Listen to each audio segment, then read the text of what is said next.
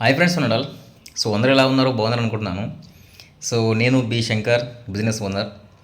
So ఇక్కడ నేను చెప్పాల్సిన పాయింట్ ఏంటంటే ఈరోజు చాలామంది మనం చిన్నప్పుడు ఒక పద్యం నేర్చుకున్నాం. సో ఆంధ్ర తెలంగాణ ఉన్నప్పుడు ఉండే. సో ఇప్పుడు ఉందో లేదో తెలియదు, ఎందుకంటే సిలబస్ మొత్తం మారింది కాబట్టి. సో అప్పుడు నేర్చుకున్న పద్యం ఏంటంటే, వినదగుని ఎవ్వరు చెప్పినా విన్నంతనే వేగపడకు, కానీ కల్లా నిజం తెలిసిన మనుజుడేమో నీది పురడు మహిళ సుమతి.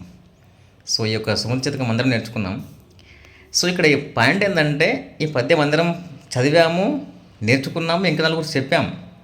కానీ ఆ పద్యం ఏదైతే ఉందో దాన్ని ఎవరు పాటించరు. అర్థమైందా మీకు? ఆ పద్యాన్ని చదువుతారు, నలుగురు చెప్తారు, కానీ పాటించరు దాన్ని. అక్కడ ఉన్న నీతి ఏంటంటే, కరెక్ట్గా గమనించండి. వినదగుని ఎవ్వరు చెప్పినా వినినంతనే వేగపడకు.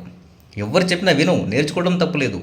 సో కాబట్టి ఎవరు చెప్పినా విను, కానీ వినినంతనే వేగపడకు. ఎవరు ఏ విషయం చెప్పినా గ్రహించు, కానీ వినంగానే యాక్షన్ తీసుకోకు, వేగపడకని చెప్తారు. సో కనికల్లో నిజము తెలిసిన మనుజుడేమో నీతిపరుడు.